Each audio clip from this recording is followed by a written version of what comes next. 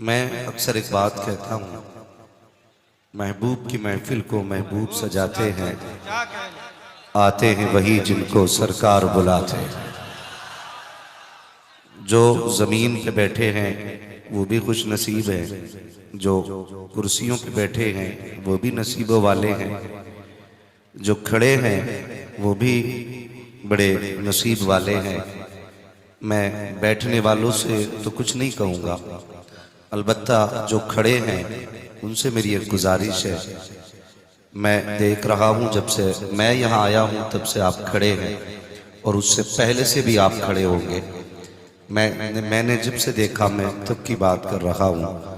آپ گھر جائیں نا تو میں یہ دیکھ رہا تھا کہ یہ آگے والے جو نوجوان بیٹھے ہیں، بھلے ٹوپی نہیں ہے لیکن نعرے زور سے لگا ہے۔ بھائی جلسوں میں اگر آیا کرو میرے بچوں تو ٹوپی ضرور رکھا کرو، یہ بھی بڑا مسئلہ ہے۔ اکثر یہ بھی دیکھا جا رہا ہے لوگوں نے نا، اب عبادت کو بھی کچھ لوگوں نے فیشن بنا لیا۔ اب تو لوگ نماز بھی ننگے سر پڑھنے کھڑے ہو جاتے ہیں اور سوچتے ہیں کہ یہ ایک جدید دور ہے، اب اسلام بھی لبرل ہوتا جا رہا ہے، یہ سوچ یہ ان کا نظریہ ہے۔ لیکن یاد رکھیے عبادت کے مخصوص انداز ہوتے ہیں اپنے اپنے۔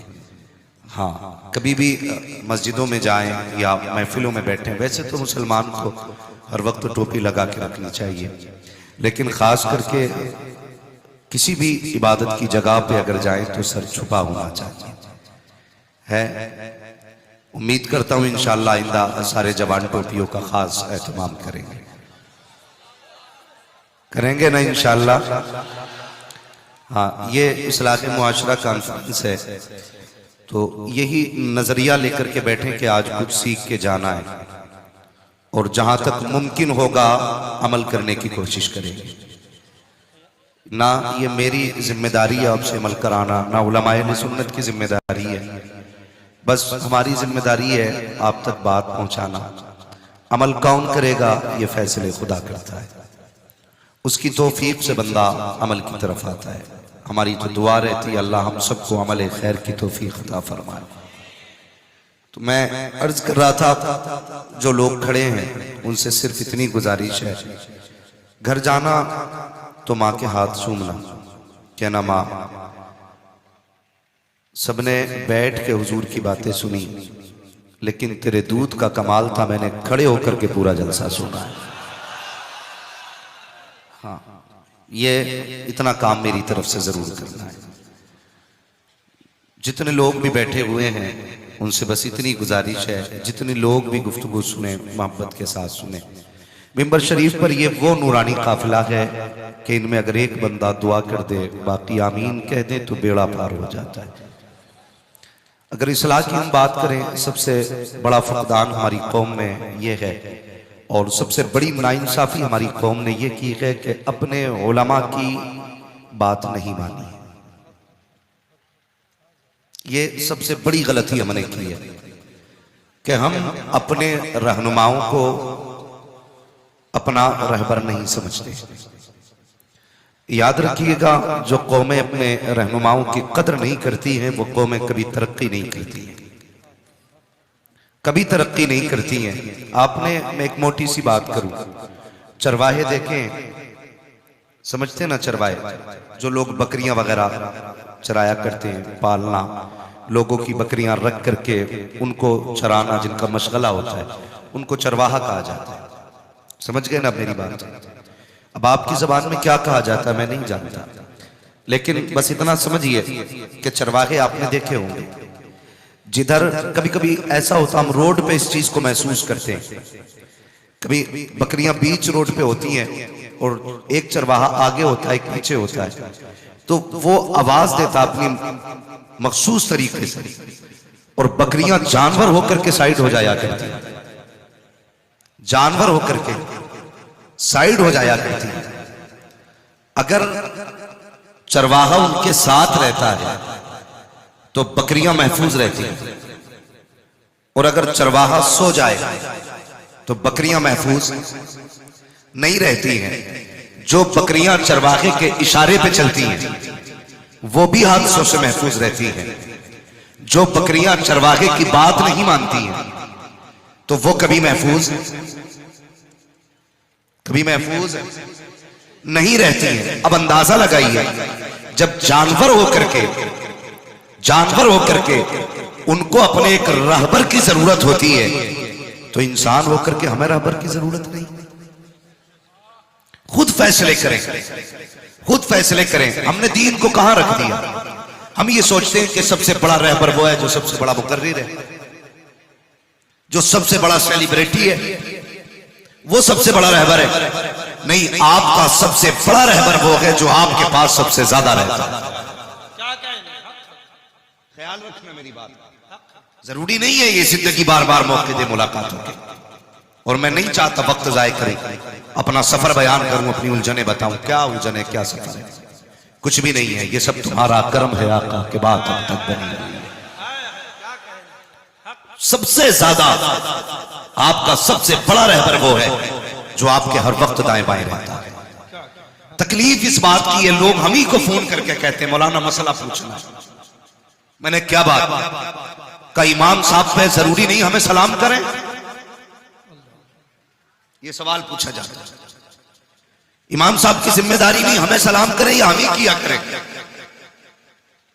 ابھی ہم یہی اٹکے ہوئے ہیں کہ سلام امام کو کرنا چاہیے یا ہمیں کرنا چاہیے. خود سوچیں. جو قوم اپنے رہنماؤں کی خامیوں میں لگ جائے وہ قوم کبھی ترقی نہیں کر سکتی.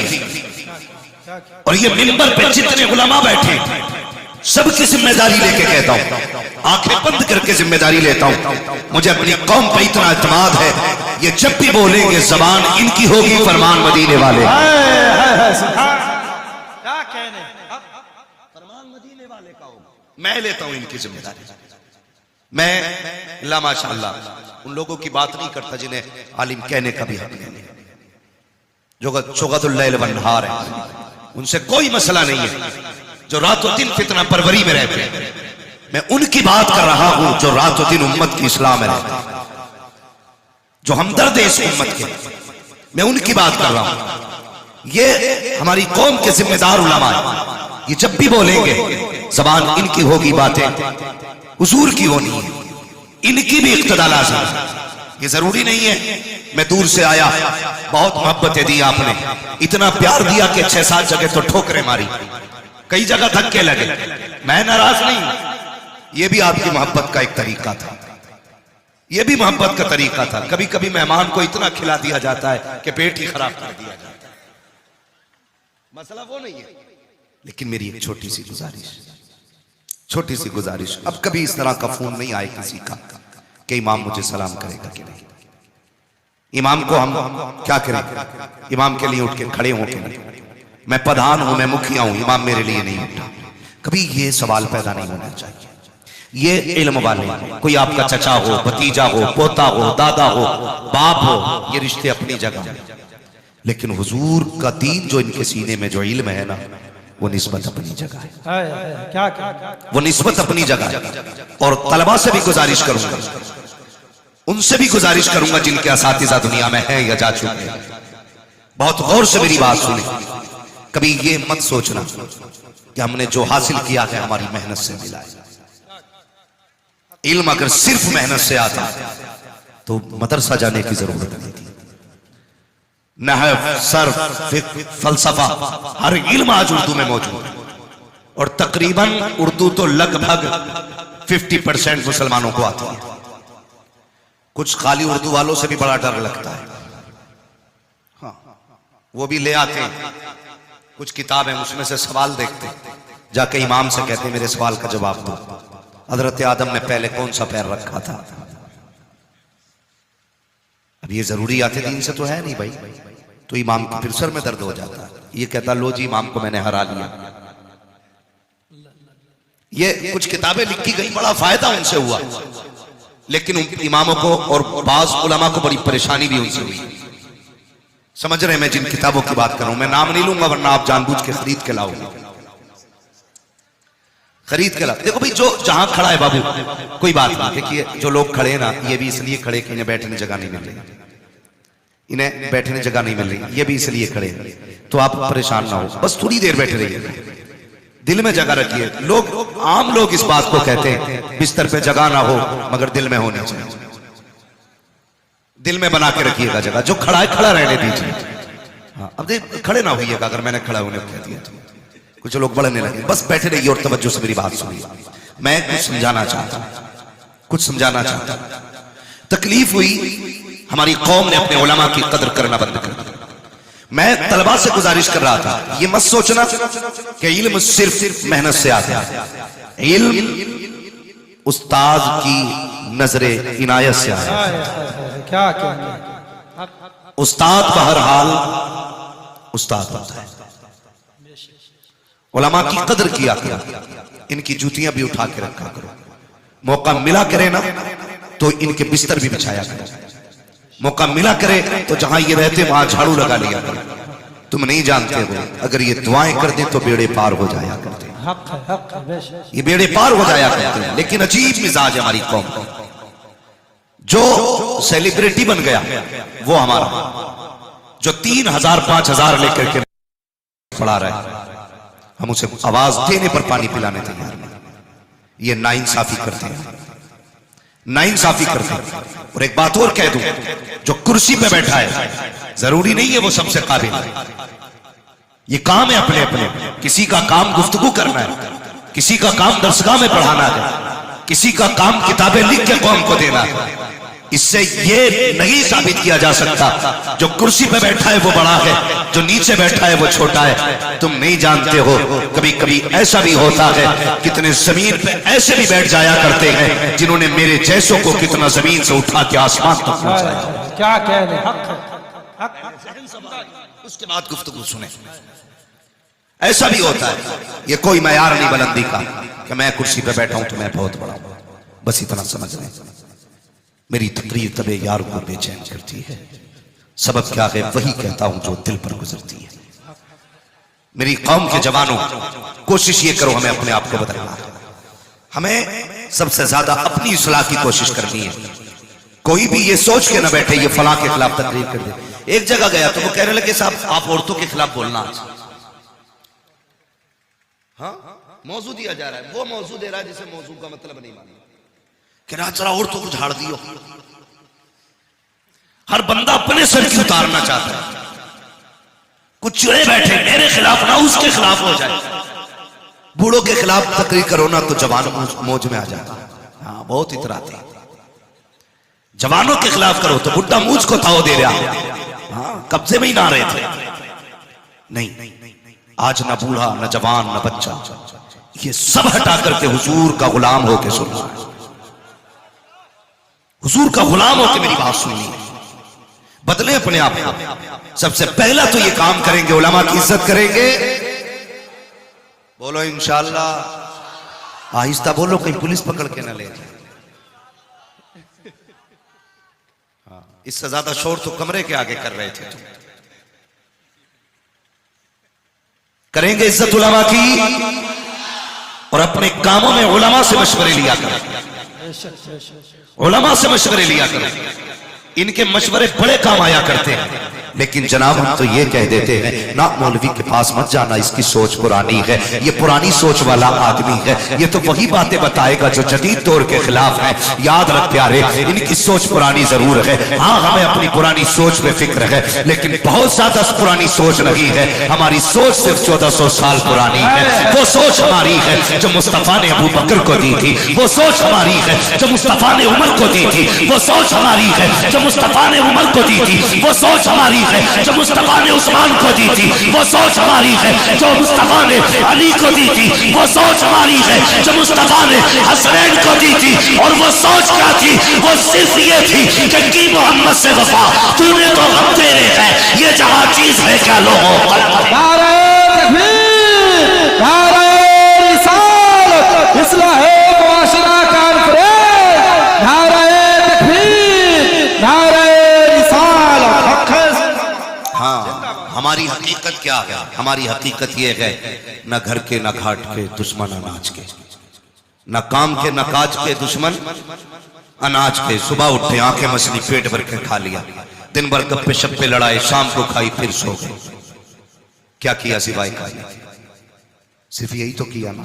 खुद सोचो, बंदार बंदा अपने दिल पे हाथ रख के, जो मैं बात कर रहा हूं, सिर्फ इतना ही किया ना हमने। सुबह उठे, खाया, शाम को फिर खा के सो गए। और एक बात और भी है, हमारी कौम का कोई टारगेट नहीं है, कोई फ्यूचर नहीं, कोई मुस्तकबिल नहीं। कितना है? हाँ भाई फला काम होना था, तो कह रहे यार कल देख लेंगे, बस बहुत आगे तक की सोची हमने, कल देख लेंगे, इससे आगे हम नहीं जाते। अरे यार कल देखा जाएगा, छोड़, लास्ट टारगेट, लास्ट स्टेज सोच के कल देखा जाएगा। यहूद और नसारा को आते, एक यहूदी के हाथ में ना परचम था, हाँ परचम था, और उसमें लिखा हुआ था खैबर के हवाले से कि बस तुम्हारी फतह खैबर आखिरी फतह थी, अब तुम कभी फतह याब नहीं होगा। सोच सकते हैं यार, कब हजरत अली ने खैबर को फतह किया? कब? 1400 साल बीत गए, मगर ये जख्म आज भी उनके सीने पे ताजा है, आज भी। और हम अभी इसी में लगे हुए हैं, अली अफजल है कि अबू बकर अफजल? अभी हमारे यही झगड़े खत्म नहीं हो रहे। कुछ नाम निहाद खानकाही लोग भी आए, उम्मत का वकार लूट लिया बेगैरतों ने, और कौम को तबाह को बर्बाद करके रख दिया। हजरत जहां मैं रहा वहां भी यही मसला, उम्मत के जवानों को गुमराह किया जा रहा है। और भाई अभी ये वक्त नहीं रह गया है। अफजल कौन है? अरे जो अफजल था वो नंबर मुस्तफा दे गए, अब तेरा मेरा काम नहीं है अफजलियत का फैसला करना। अहले सुन्नत का अकीदा ये है, पहला नंबर अबू बकर का है, दूसरा नंबर उमर का है, तीसरा नंबर उस्मान का है, चौथा नंबर अली का है। अब ये जब तरतीब है, तेरी नहीं मानी जाएगी, अगर मानी जाएगी मदीने वाले मुस्तफा की। मसलके आला हज़रत, मसलके अहले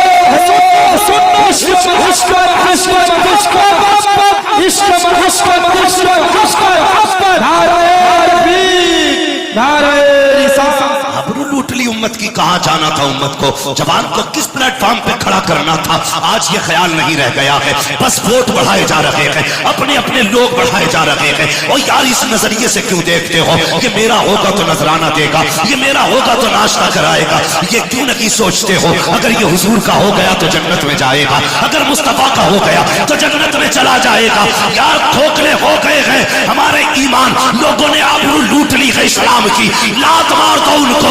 आज उम्मत का हाल ये है, जिस तरह बुरारी से उतरने वाला कोई अजनबी सवारी से उतरे तो कोई टेम्पो वाला कोई बच्चा लेके चला जाता है, कोई गठरी लेके चला जाता है, कोई बीवी लेके चला जाता है। एक कहता मेरी गाड़ी में बैठ, दूसरा कहता मेरी गाड़ी में बैठ, तीसरा कहता मेरी गाड़ी में बैठ। जो उतरा है बस से वो ये सोच रहा है यार जाऊं तो किधर जाऊं, किसकी गाड़ी में बैठूं। अगर इसके ऑटो में बैठा तो वो बच्चा लेके चला जाएगा, उसके ऑटो में बैठा ये गठरी लेके चला जाएगा, इसके ऑटो में बैठा वो बीवी लेके चला जाएगा। परेशान है बैठे तो किधर बैठे। आज यही हाल उम्मत का है, परेशान है पूरी उम्मत, किसकी मानी जाए। एक टोपी वाला कहता है अमीर माविया गलत थे, दूसरा टोपी वाला कहता है अली गलत थे, तीसरा टोपी वाला कहता है नहीं नहीं अली अफजल है, चौथा टोपी वाला कहता है नहीं नहीं अबू बकर अफजल है। अब माने तो किसको माने, परेशान मत होना, आंखें बंद कर लेना। अगर थक जाओ कहीं मत जाना, शहरे बरेली चले जाना, आला हजरत की चौखट पकड़ना